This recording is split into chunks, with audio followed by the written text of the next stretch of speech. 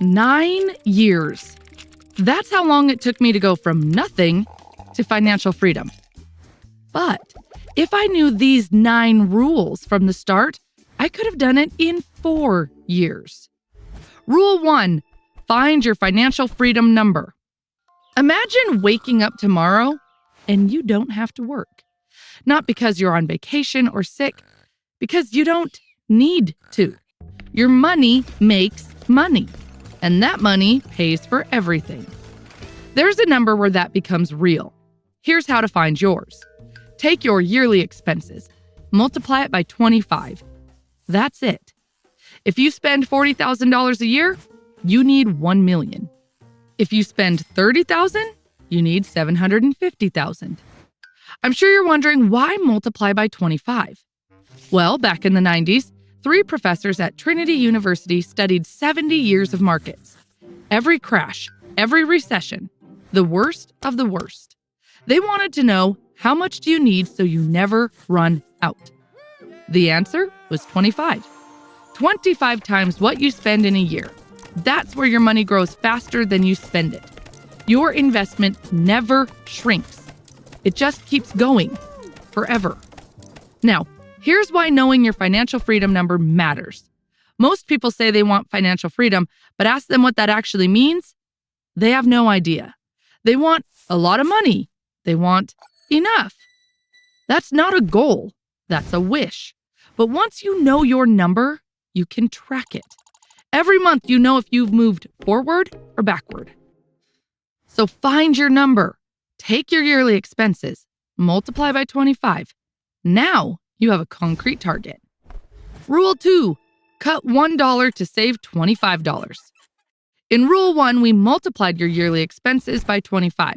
So this means every $1 you spend actually needs $25 invested to support it. And because of that, if you cut $1 in expenses, your freedom target shrinks by $25. Say you move to a cheaper apartment and save $200 a month on rent. That's $2,400 a year. Multiply by 25, that's $60,000 less you need to save. Now, the question is, where do you actually cut? Should you stop buying coffee, cancel Netflix? Honestly, no. Stop stressing over small stuff. Instead, housing, transportation, food. Focus on these 3. That's 70% of your spending. Move somewhere cheaper, drop the car, cook at home. One big cut beats 100 tiny ones. Remember, every dollar you cut is $25 you don't have to earn. Rule 3, protect the gap. Dave makes $10,000 a month, spends all of it. James makes $3,000 a month, spends $2,000, saves $1,000. Who's closer to financial freedom? James, every single month. Dave looks rich, but he's stuck forever. James looks broke, but his finish line gets closer every month. Here's the point. Your income doesn't make you rich. Your saving rate does. The gap between what you earn and what you spend, that's where wealth lives. Now, here's where people mess up. They get a raise. Let's say an extra $500 a month. What do? Move to a nicer apartment that costs $500 more. The gap didn't change. They basically got a raise for their landlord.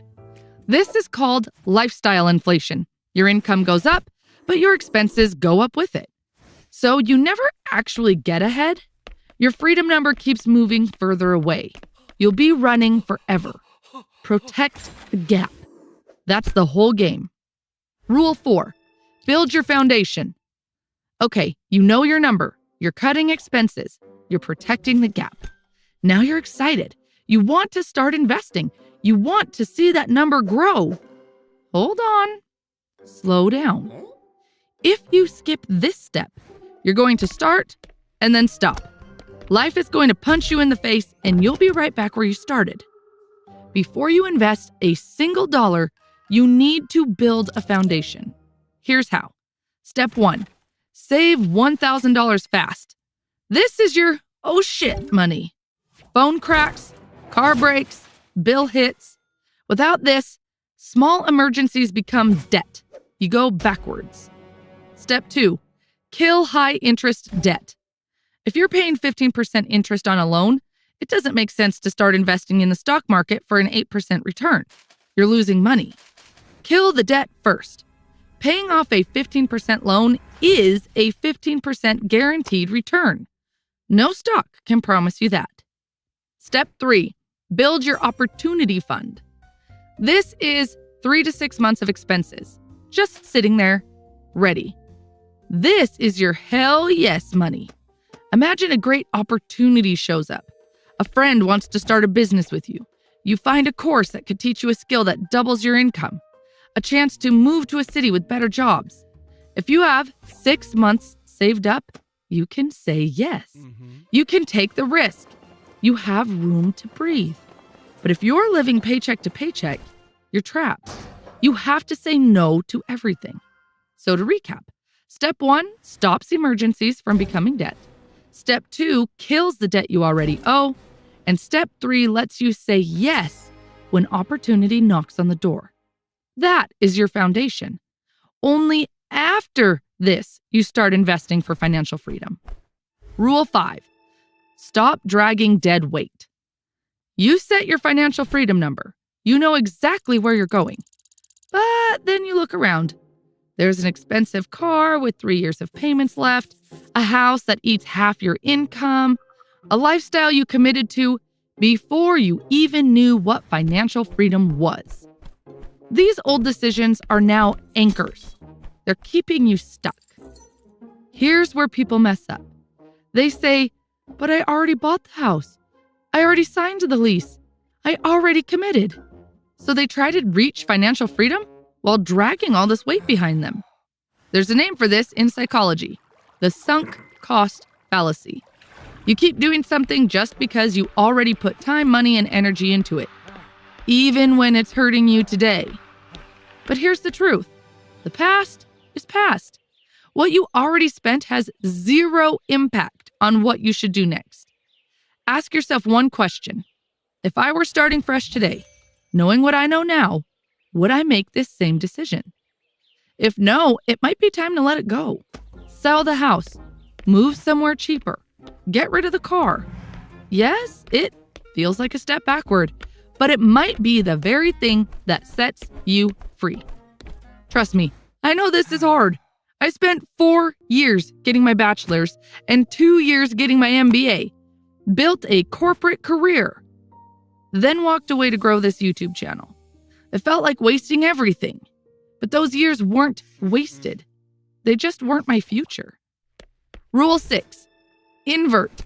Always invert. Charlie Munger, one of the greatest investors ever, had a simple rule. All I want to know is where I'm going to die, so I'll never go there. That's inversion. Instead of asking how to succeed, ask how to fail, then avoid those things. So instead of asking, how do I reach financial freedom? Ask, how do I make sure I never reach it? Get a raise immediately and upgrade your car. Tell yourself you'll start saving next month for the next 10 years. Buy things to impress people you don't even like. Now just don't do those things. Avoiding stupidity beats chasing brilliance. You don't need to find the best investment. You don't need the perfect strategy. You just need to stop doing stupid things with your money. Rule 7, don't diversify. Everyone tells you to diversify. Have multiple income streams. Start a few side hustles. Build passive income. I get it. It sounds smart. But here's the problem. You can't master freelancing, sell stuff online, and learn day trading at the same time. It doesn't work. You end up being average at all of them, making like $200 here, $150 there. 6 months go by and you're making $400 total from these 3 different things. Every rich person you know got rich by doing one thing extremely well, not by diversifying. You get rich by focusing on one thing. You stay rich by diversifying. Diversification is for protecting wealth. You don't have wealth yet. So what are we really diversifying? So here's what you do instead. Pick one thing. Get scary good at it. Make real money from it. Then you can start thinking about diversifying. Rule 8. At $0, you are the investment. When I was starting, I spent hours researching investments. Should I buy stocks? Real estate? Gold? What's the perfect asset allocation? 80% stocks, 20% bonds. I'd read for hours, compared returns, studied different strategies. Then one day I realized how stupid this was. I had roughly $1,000 to my name. Even if I got a 20% return, that's $200 for an entire year. I wish somebody grabbed me by the shoulders, shook me really hard, and said, "What the hell are you doing? You're broke." A broke person has one asset, time. You're spending 10 hours a week to make $4. That's 40 cents an hour. McDonald's pays 20 times that. Go do anything else. Here's what I should have done instead.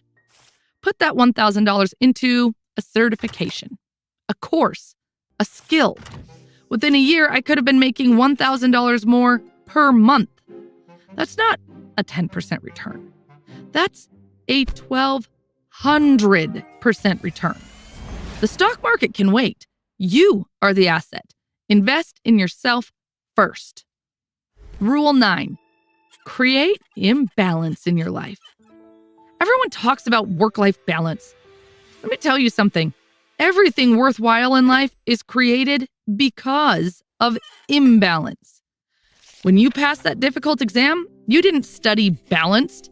You locked yourself in a room for weeks and went all in. When someone gets in incredible shape, they're not living balanced. Strict diet, gym every day, saying no to everything for months. Balance is a lie sold to people who want to stay comfortable. Work-life balance is for later. Right now, it's work-work balance. You can have a hard 4 years now or a hard 40 years later. That was the last rule. If you want more videos like this, check out the playlist on your screen. Thanks for watching. I'll see you in the next one.